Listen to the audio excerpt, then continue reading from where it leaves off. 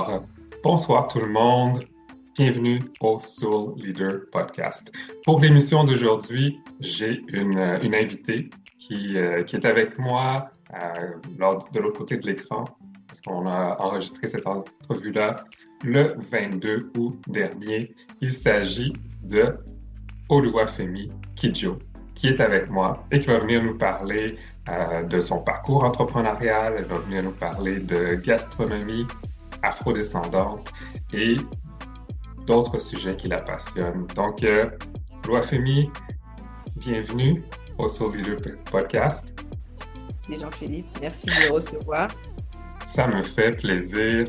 Puis, pour commencer, pourrais-tu t'introduire brièvement afin que les auditeurs de l'émission puissent apprendre à te connaître?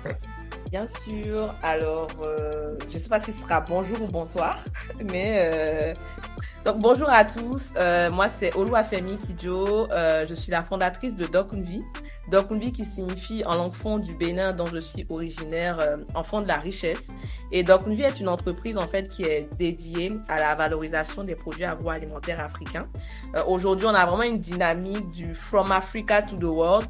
Donc vraiment venir faire découvrir au monde en fait les ressources culinaires africaines. Mais la particularité qu'on a, c'est qu'on a au cœur de notre stratégie un mot, donc le soft power économique, c'est de se dire on va faire connaître ces ressources, on va casser les clichés qu'il y a autour, on va pousser des marques qui font un excellent travail de valorisation, de représentation, mais tout en étant sûr que ça puisse profiter à la communauté, profiter aux producteurs sur place, que ça puisse en fait revenir nourrir un tant soit peu le continent.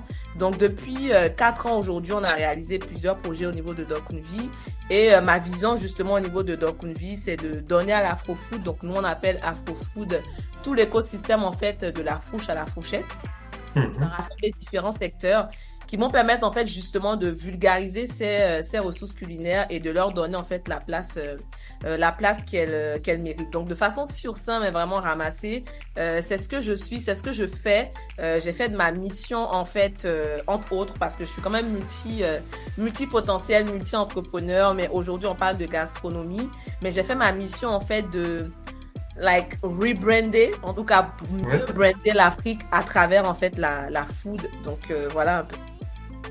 Excellent. Puis, donc, déjà dans ton nom à toi et dans le nom de ton entreprise, tu as mentionné tes racines qui viennent du Bénin. Tu as parlé de la langue fon. Donc, avant d'entrer un peu dans ton parcours entrepreneurial, mais parle-moi peut-être un peu de ton parcours de vie. Comment, comment tes racines, comment peut-être ton parcours migratoire a influencé et a donné la destinée à où tu en es aujourd'hui. Super. Super. On va dire que je dirais pas que mon parcours est classique, mais je suis née au Bénin. Donc Oluwafemi signifie Dieu même en langue Yoruba. J'ai toujours été très fortement ancrée dans mes racines, surtout lorsque je suis arrivée en France. Je suis arrivée en France pour mes études supérieures, donc j'ai quand même passé une grande partie de mon enfance au Bénin, donc bien imprégnée de la culture, de ces différentes choses. Mais pour moi, ma culture a pris une importance particulière lorsque je suis arrivée en France. Et honnêtement, j'aime le dire, c'est lorsque je suis arrivée en France que j'ai appris que j'étais noire. Je savais pas. Je savais Mhm. pas que c'était un facteur. Je savais, franchement, j'en prenais pas conscience forcément. D'où pour moi l'importance en fait de rester ancrée dans cette culture que j'ai. Donc j'ai fait mon adolescence, mon enfance au Bénin. Je suis arrivée pour les études supérieures en France. Donc je suis rentrée dans une école d'ingénieur. Donc je suis diplômée d'une école d'ingénieur en informatique et réseau. Donc quand même une appétence très technique parce que j'ai toujours aimé créer. J'ai toujours été fascinée par le monde du numérique. Donc j'ai fait mes 5 ans d'école d'ingé, je suis ressortie. J'ai travaillé dans les CAC 40, enfin, des grandes entreprises de la Mhm. banque. Donc, la Société Générale, la BNP, voilà, vraiment un univers pas très diversifié, on va dire ça comme ça, mais ça va expliquer pourquoi après j'ai dû vraiment me renforcer dans mes racines pour pas perdre pied et pour pas, à Mhm. cause on va dire, de ce besoin d'intégration, de ne pas, de quand même garder ce côté de mes racines qui font que je suis moi. Et pouvoir montrer, en fait, aujourd'hui aussi, c'est montrer que je peux être les deux, je peux m'intégrer, je peux m'intéresser à d'autres cultures, sans pour autant renier la mienne et sans pour autant la cacher. D'où d'ailleurs mon prénom, parce qu'il faut savoir que Oluwafemi, c'est mon troisième prénom sur mon acte de naissance. Donc, OK. à un moment donné, donc il y a 3 ans, j'ai pris la décision en fait de porter ce prénom haut et fort, de vraiment le mettre en avant parce qu'il raconte une histoire, il raconte pas mal de choses. Donc, j'ai pas traversé le monde. J'ai vraiment fait Bénin, France. Et après, à cause de mes activités, je vais être amenée à voyager dans différents pays d'Afrique. Mais pour moi, c'est vraiment important chaque fois. Et ça me fait plaisir même depuis que j'ai décidé de mettre en avant ce nom parce que ça n'a pas Mhm. été facile de me l'approprier parce que les gens ne comprenaient pas. Donc, des gens qui m'ont connu sous le prénom Ornella, qui finalement ne signifie rien pour moi, en fait, finalement, ne comprenaient pas pourquoi je voulais forcément qu'on m'appelle Oluwafemi, Oluwafemi, Oluwafemi. Donc, ça a demandé vraiment un travail de rééducation. Mais pour moi, c'était important, en fait, parce que je voulais me dire, à partir d'aujourd'hui, je voudrais, en fait, que chaque fois qu'on entend mon nom, chaque fois Oui. que je suis accolée à un projet, que je réalise quelque chose, que ça renvoie tout de suite, en fait, vers mes racines. Donc, j'adore dire, moi, c'est Oluwafemi, ça signifie tant. Chaque fois, j'aime le mentionner pour qu'on voit, en fait, ce rapport-là. Donc, voilà ce que je peux dire. Là, je suis entre la France, le Bénin, la Côte d'Ivoire et le Sénégal, où j'ai vraiment pas mal d'activités aujourd'hui. Mais je me définis avant tout comme une Africaine qui, en fait, veut toujours créer ce lien lorsqu'elle va à l'étranger avec son continent, en fait, tout simplement. Voilà. Super. Donc, un beau parcours qui, euh, qui s'est en allé vers l'entrepreneuriat. Donc, tu parlais au départ suite à tes études supérieures, C'est vrai. dans le C'est domaine ça qui arrive technique, tu as travaillé au sein de d'autres structures, de d'autres entreprises. Mais éventuellement, tu es arrivé avec tes propres projets. Donc, j'aimerais savoir d'où te vient ta passion et ton envie d'entreprendre. Alors, il faut savoir que je ne viens pas d'une famille d'entrepreneurs.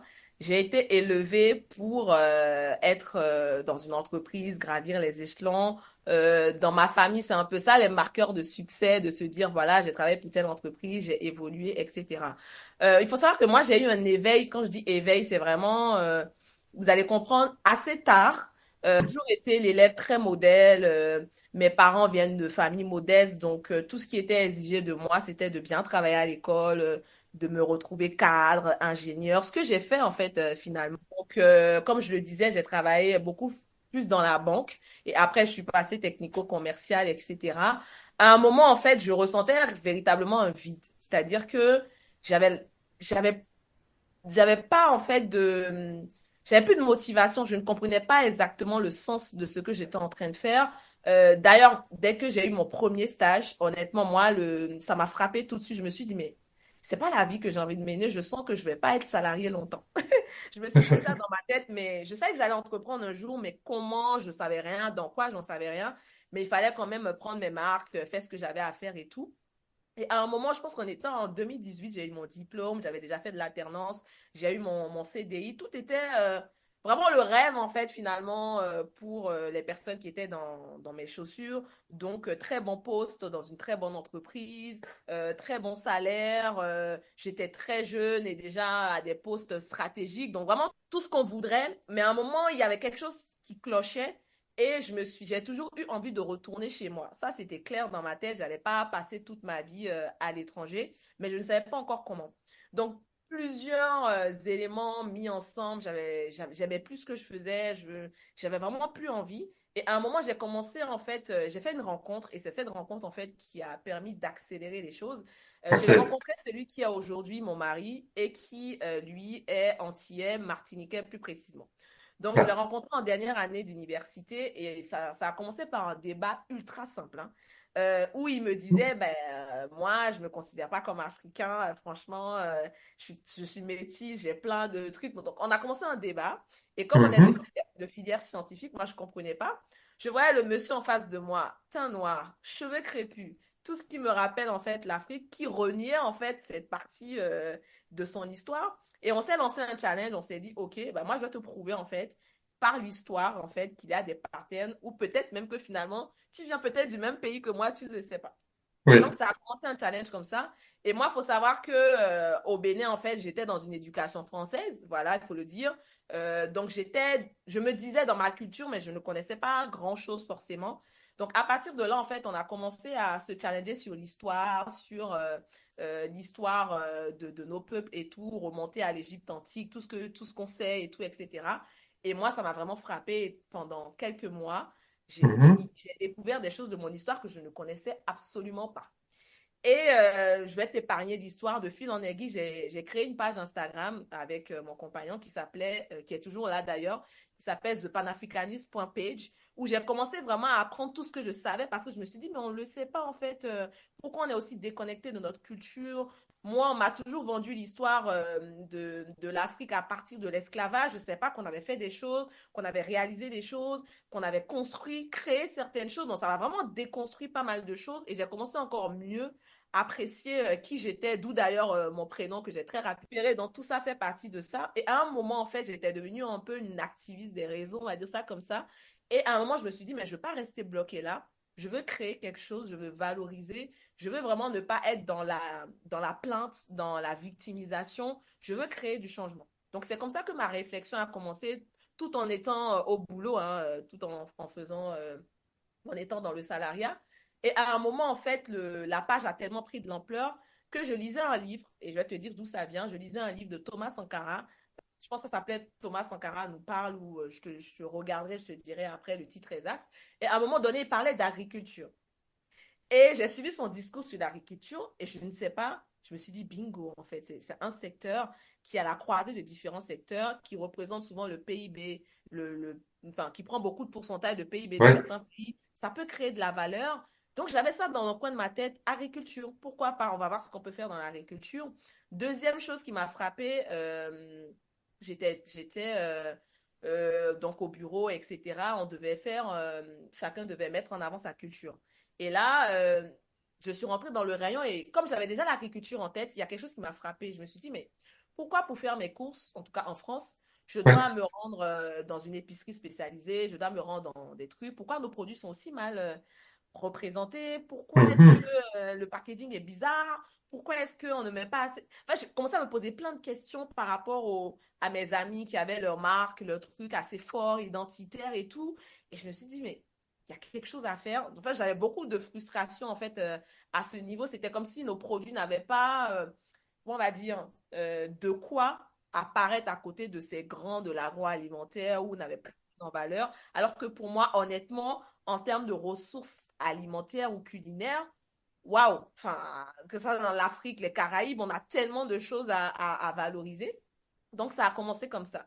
Et un jour, j'ai eu l'idée, en fait, parce que j'avais la partie informatique, digitale, et je voulais investir dans l'agriculture. Donc, en 2019, j'ai eu l'idée, en fait, de créer une plateforme d'investissement dans l'agriculture au Bénin, qui est mon pays d'origine.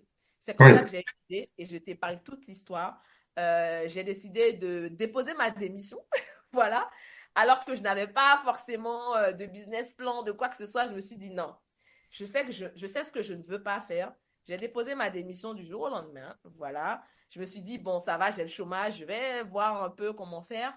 Donc, j'ai déposé ma DEM en 2000, début 2020, fin 2019. Et je me suis dit, quel que soit ce qui va se passer, je vais entreprendre. Voilà. Donc, j'ai lancé comment on appelle? euh, j'ai levé du Love Money. Donc, j'avais une très bonne communauté sur la page. On était vraiment axé sur cette partie, vraiment mettre en avant les ressources de l'Afrique et tout. Et on a pu lever en fait 10 000 euros, un petit 10 000 euros en fait en Love Money pour pouvoir aller lancer le projet au Bénin. Et c'est comme ça que mon histoire entrepreneuriale a commencé. D'annoncer à mes parents que grande fille avec leur boulot de rêve a décidé de tout plaquer et ils avaient une vision de l'agriculture un peu bizarre. Genre, mais t'es ingénieur, en fait, tu peux pas venir travailler la terre, ça n'a pas de... Tu vois, il y avait ce billet, en fait, de... Limite, j'ai raté ma vie, en fait, finalement, en choisissant ce chemin. Donc, j'avais pas d'appétence entrepreneuriale, rien du tout, mais j'étais juste drainée par cette vision de créer du changement. Et ça me gardait tellement en fait que je ne pouvais pas ne pas commencer cette aventure et c'est comme ça que j'ai commencé à entreprendre et ça a été la meilleure décision parce que je continue encore aujourd'hui à être dans ce secteur. Voilà. Excellent. Puis, c'est une belle histoire. Tu sais, on a tous nos éléments déclencheurs qui nous amènent à suivre le nouveau parcours qui est celui, le parcours d'entreprendre. Puis, moi, je trouve toujours ça intéressant à travers les entrevues de découvrir ce parcours de mes invités. Donc, merci pour le partage. Donc, aujourd'hui, tu as une entreprise qui veut mettre de l'avant justement les produits du terroir de la gastronomie africaine, entre autres, et afro-descendante. Donc, j'aimerais savoir à travers ta profession, tes projets d'entreprise, et je sais, parce qu'on s'est déjà parlé, que tu as un objectif de transmettre un message. Tu veux peut-être briser certains mythes, certains stéréotypes Ah oui, il y en a par beaucoup. rapport à l'agroalimentaire qui provient du continent. Donc, parle-moi un peu de ça. Vraiment, qu'est-ce que tu aimerais faire comprendre non seulement aux entrepreneurs qui sont dans ce domaine-là, mais aussi à la population plus générale, qu'elle soit africaine ou qu'elle soit d'ailleurs du monde, particulièrement pour ce qui touche le secteur de l'alimentation et de la gastronomie. Déjà, nous, on est sur un segment où on accompagne, puisqu'on a trois volets au niveau Oui. de l'écosystème qu'on crée. On a une partie, on va dire formation, où on va venir faire monter en compétence sur tout ce qui est branding, storytelling, stratégie de marque, réglementation, etc. Ça dépend vraiment de ce qui manque, en fait, comme valeur ajoutée au produit. On a une partie euh, data, parce que lorsqu'on veut investir dans notre industrie, il y a vraiment un manque de données. Donc, on va réunir en fait sur, on a appelé ça la dose AfroFood, sur notre newsletter et notre blog, différents articles en fait qui vont venir en fait partager des informations stratégiques pour investir Mhm. sereinement dans l'AfroFood. On a une troisième partie qui est très importante, qui fait en fait un peu l'Ubuntu en fait de l'entreprise, et c'est de se dire, bah, nous, on veut créer des connexions, du soutien, on veut créer en fait un échange, un écosystème qui permette en fait de pouvoir se soutenir, entreprendre ensemble rapidement. Donc, on a ces trois composantes et nous, enfin, on accompagne beaucoup plus des marques agroalimentaires à s'exporter. Et Oui. là, lorsque tu arrives dans un environnement, par exemple, étranger, et tu dis Made in Africa, tu pars d'un handicap, en fait, parce qu'il y a tellement de stéréotypes et de mythes autour. Il y a les stéréotypes par rapport à l'hygiène, par exemple. C'est-à-dire qu'on va nous Mhm. demander deux fois plus de... Au niveau des certifications, ça va être compliqué. Chaque fois qu'on voit un produit qu'on ne connaît pas.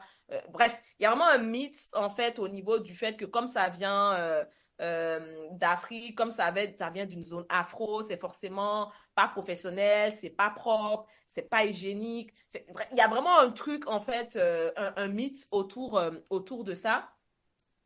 Parce que je pense que le mythe n'est pas au niveau des ressources, parce que ce sont ces mêmes puissances étrangères ou ces mêmes étrangers qui viennent prendre nos produits et qui les revendent. Donc, ils savent, en fait, qu'il y a des ressources, en fait, en Mhm. Afrique, en fonction du domaine, en fait, que ce soit des super aliments, que ce soit les fruits, que ce soit telle ou telle chose.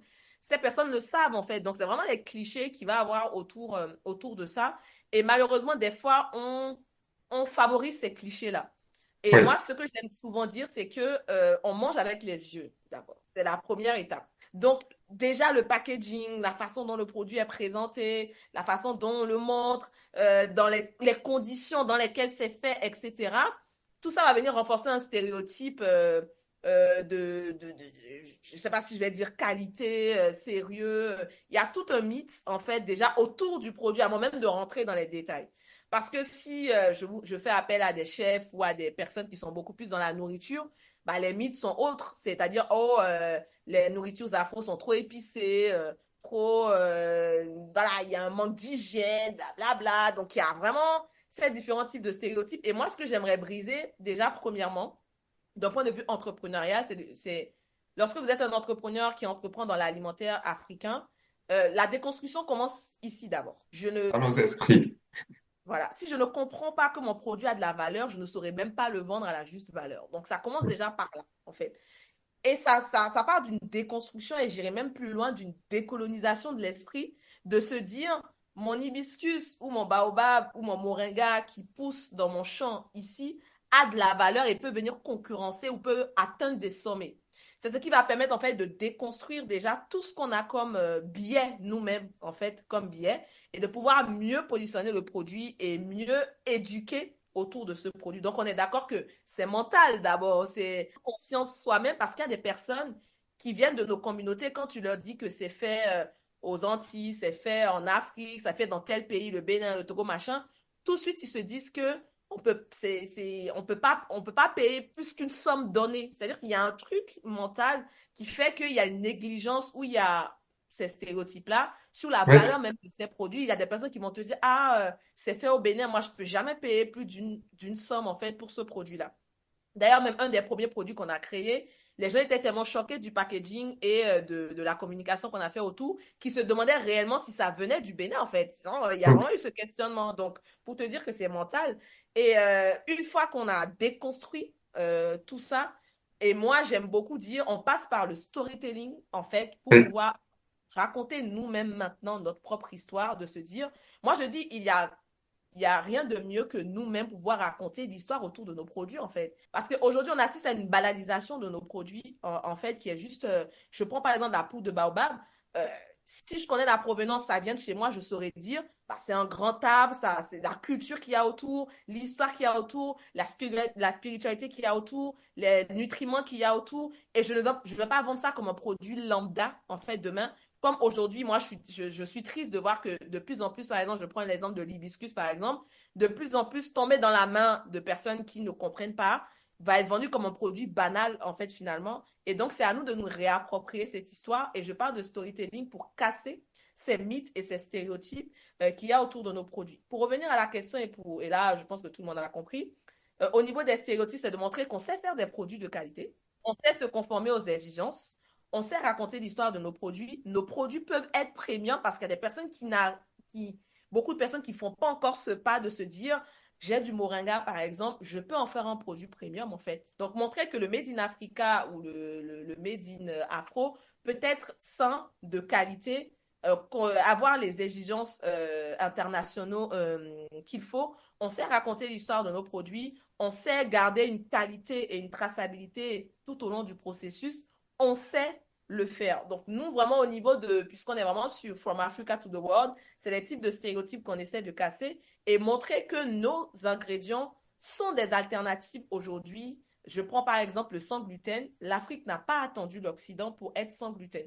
J'ai même envie oui. de dire que c'est l'Occident qui nous a ramené du gluten et aujourd'hui, de plus en plus de personnes se rendent compte, de par l'inflammation, de par des intolérances et tout, qu'il faut de plus en plus favoriser des farines alternatives, par exemple. Et on est très bien positionné aujourd'hui parce que la plupart de nos céréales sont sans gluten, de pouvoir par exemple rentrer dans cette tendance, rentrer dans cette mouvance et pouvoir se dire, OK, nous, notre produit en fait est en alternative. Et ça, il faut beaucoup d'éducation. Il faut montrer que je peux remplacer mon blé par du manioc, je peux remplacer mon blé par du souché, je peux remplacer, au lieu de manger aujourd'hui de la confiture d'abricot, je peux prendre de la confiture d'hibiscus, je peux prendre Oui. la confiture de mad. Donc, c'est beaucoup d'éducation et montrer en fait que on a tellement de choses à faire découvrir parce que les gens s'ennuient. Et je pense que demain, je vais terminer dessus. Demain, en fait, pour moi, l'alimentaire tend vers l'Afrique, honnêtement, et on a beaucoup, beaucoup de choses à faire, mais c'est à nous de raconter notre histoire et de casser ces stéréotypes par la création. Toujours critiquer par la création. Voilà. Excellent. Donc, j'espère que ce message sera bien entendu. Je ne peux que adhérer. C'est le message que je porte moi-même de ce côté-ci de l'Atlantique, dans les Amériques.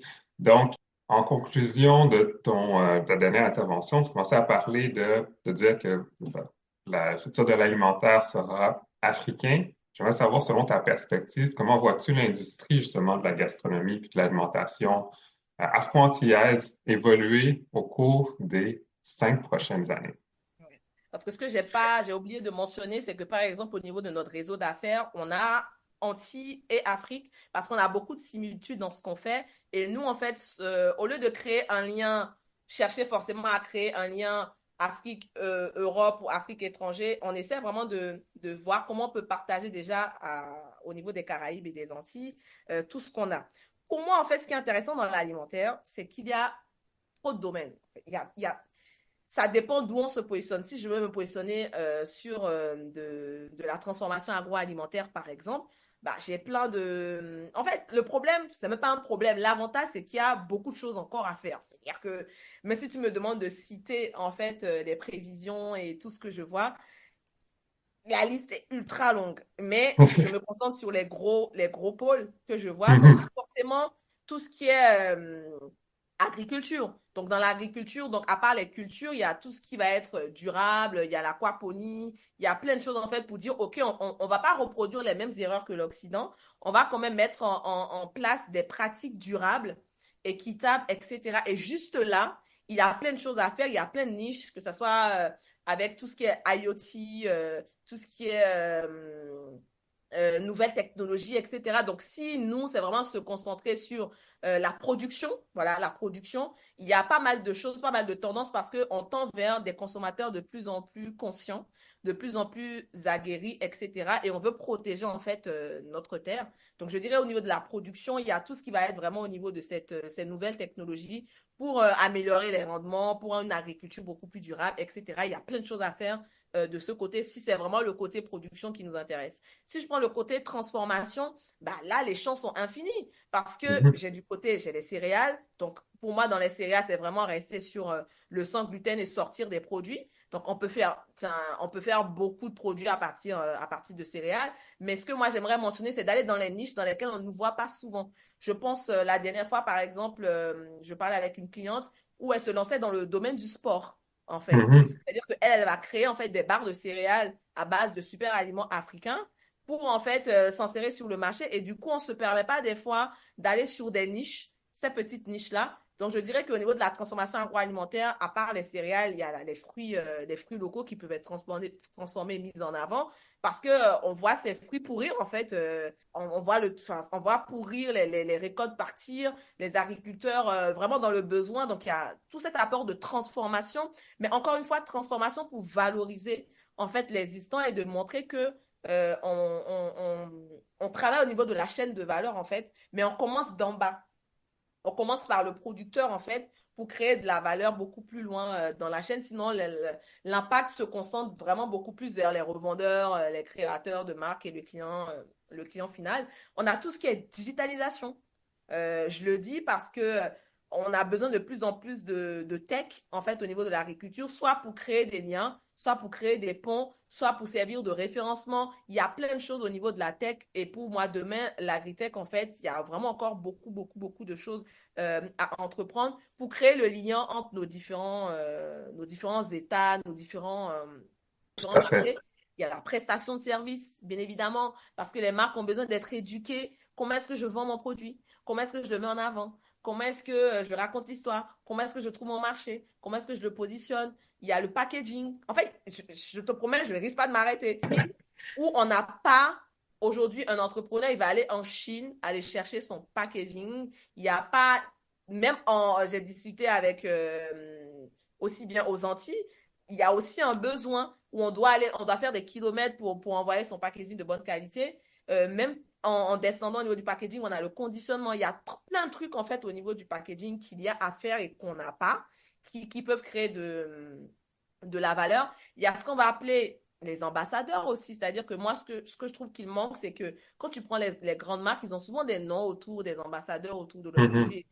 Nous, on n'a pas véritablement ça. Il y a des pôles intermédiaires pour lier en fait tous c'est ce qu'on nous on essaie de faire à notre échelle, mais pour rassembler tous les éléments de la chaîne de valeur. Je prends un exemple simple, c'est de dire aujourd'hui peut-être toi tu décides de te mettre sur le okra, le gombo par exemple, j'en sais rien, et que toi tu Mhm. veux faire venir ton gombo, allez on va prendre qui? Du Sénégal, j'en sais rien du tout, mais tu voudrais le commercialiser au Canada ou à l'étranger. Tu dois mettre en place une chaîne de valeur qui soit efficace pour mettre en avant la spéculation okra ou la spéculation gombo. Donc, tu as besoin de ton producteur, de la personne qui va venir aider ton producteur, tu as besoin du stockage, de la transformation, du packaging, du machin. Donc, en fait, toi, tu peux te dire, OK, moi, je me mets sur la spéculation okra ou la spéculation thon et je travaille, en fait, au fur et à mesure à créer une chaîne de valeur qui fait que le producteur ne se sent pas lésé, qui fait qu'on peut assurer une traçabilité au niveau de la ferme jusqu'à la transformation. Bref, il y a tellement de métiers, en fait, honnêtement. Il faut Mhm. juste trouver ce qui nous passionne, ce qu'on sait faire. Mais pour moi, en fait, tous ces métiers-là vont être très importants demain, donc même à l'export ou à l'intérieur, au niveau de la valorisation. Donc, peu importe ce que vous allez prendre, assurez-vous qu'il y a un marché. Moi, je dirais d'éviter les marchés de rente, les cultures de rente. C'est un peu compliqué, mais il y a forcément quelque chose à valoriser. On n'est pas au stade de se dire que le marché est restreint ou quoi que ce soit. Par exemple, en France, on n'a même pas 1% du marché. Donc, il y Oui, a encore du travail à faire. Donc, la liste est longue. Je risque de pas continuer, de pas m'arrêter si je dois continuer, mais voilà, il y a beaucoup de choses à faire. exactement. Ben, je vois en effet qu'il y a beaucoup de choses à faire. Puis, ben, si je peux me permettre d'ajouter, je pense que ces opportunités-là, qu'on parle de transformation, qu'on parle des gens qui peuvent accompagner les producteurs, qu'on parle de marketing, moi, je pense aussi que c'est particulièrement important de réaliser que toutes ces expertises-là, on peut les développer dans nos propres pays. On n'a pas besoin d'aller les chercher à l'étranger. On a les cerveaux pour, puis on a une jeunesse formée et qui a soif d'entreprendre, qui a soif de réaliser leur carrière. Donc, de pouvoir offrir toutes ces opportunités-là à même nos pays, de faire la transformation justement dans nos propres pays pour que une plus grande partie de la richesse créée reste chez nous pour notre propre développement, puis qu'après ça, on puisse aller les proposer au reste du monde. En tout cas, en termes de... Parce qu'aujourd'hui, si on a la chance d'être aussi éduqué, c'est parce que nos ancêtres ont travaillé pour nous mettre dans certaines positions. Donc aujourd'hui, par exemple, chez Docunvi, on sait, et c'est pourquoi on a mis en place le réseau, on sait que en fonction du besoin, on peut trouver quelqu'un qui comprend l'importance de ce qu'on fait, parce que c'est ça qui est Oui, essentiel en fait. Moi, je dis souvent aux gens, parce qu'on me dit, mais pourquoi tu fais que le branding de marque afro? Pour moi, la question n'a même pas de sens. Mais je dirais, mais je- je- j'ai plus de... Enfin, tu me donnes du camembert, je ne saurais même pas comment te le vendre, en fait, parce que j'ai pas d'attache, j'ai pas de lien direct, j'aime bien manger du fromage, ça s'arrête là, quoi. Donc, en fait, l'important d'aller chercher des personnes qui sont internes, surtout dans l'alimentaire, qui sont internes dans la communauté, c'est que ces personnes connaissent ces produits, comprennent l'importance, comprennent le message. Que quelqu'un qui va venir apporter son aide, mais qui est totalement déconnecté, en fait, de la mission, de la vision, donc c'est tout bénéf aussi bien pour l'entrepreneur que le prestataire de service. Donc, c'est important, en fait, ça ne se joue pas seulement à la compétence technique, mais aussi, en fait, à la vision et l'intérêt, voilà, que cette personne qu'on va aller chercher va avoir. C'est pourquoi nous, on va toujours privilégier, en tout cas dans l'alimentaire, des personnes, en fait, qui font partie des pays, qui savent de quoi est-ce qu'on parle et qui ont, en fait, ce besoin de créer quelque chose de grand. C'est ça qui fait que demain, lorsqu'il y a des problèmes, des soucis, un manque de financement, etc., on peut trouver en fait un terrain d'entente et un juste milieu parce on comprend en fait la vision. excellent. Maintenant, on arrive tranquillement vers la conclusion de ce moment passé ensemble. J'aime toujours demander à mes invités, par rapport à leur parcours de vie, par rapport à leur parcours entrepreneurial, s'ils ont une citation qui les inspire et qu'ils nous aimeraient partager avec les auditeurs. Donc, de ton côté, quelle est-elle et elle est de qui? Alors, il faut savoir, bon, maintenant ça doit se savoir, Thomas Sankara, c'est quelqu'un que j'aime beaucoup et qui m'a fait découvrir l'alimentaire. Et pourquoi je fais ce travail aussi? Parce que c'est vrai que j'ai une vision from Africa to the world, mais j'aime aussi cette vision from Africa to Africa. Et en fait, pour moi, consommer est un acte politique.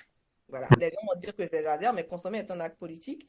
Et il y a une citation de Thomas Sankara que j'aime beaucoup, où il parle d'impérialisme où pour lui, c'est que l'impérialisme commence dans les assiettes.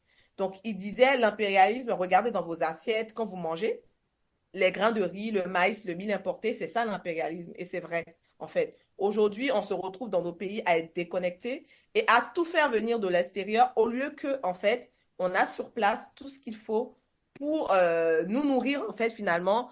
Aujourd'hui, c'est dommage de voir, et je vais finir là-dessus, c'est jusqu'à là, en fait, que va le problème. Moi, par exemple, on peut me traiter de ringarde si le matin, je prends ma bouillie de mil ou ma bouillie qui vient de chez moi, qui est faite chez moi, au lieu de prendre du croissant et du thé qui vient de je ne sais où. Donc, on attribue par exemple des fois la réussite à ce qui vient de l'extérieur, alors que Mhm. on a vraiment tout ce qu'il y a sur le terrain. Donc, pour moi, c'est ça, c'est cette phrase en fait qui va être vraiment un moteur et de se dire, je rêve d'un monde où l'Africain ou l'Afro ou le Caribéen, peu importe, attribue en fait de la valeur à ce qu'il a. Et à partir de là, les problèmes vont commencer à se régler petit à petit parce que je préférais mon fromage Peul à mon camembert, par exemple. Donc, Mhm. c'est cette phrase en fait que j'aime bien au niveau de Thomas Sankara.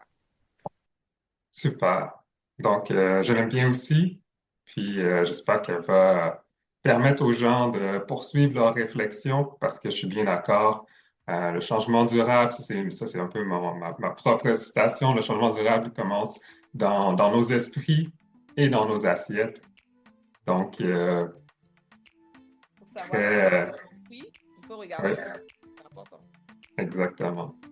Donc, Oluwafemi, un très grand merci pour ce moment passé, cette entrevue dans le Plaisir. cadre du Soul Leader Podcast.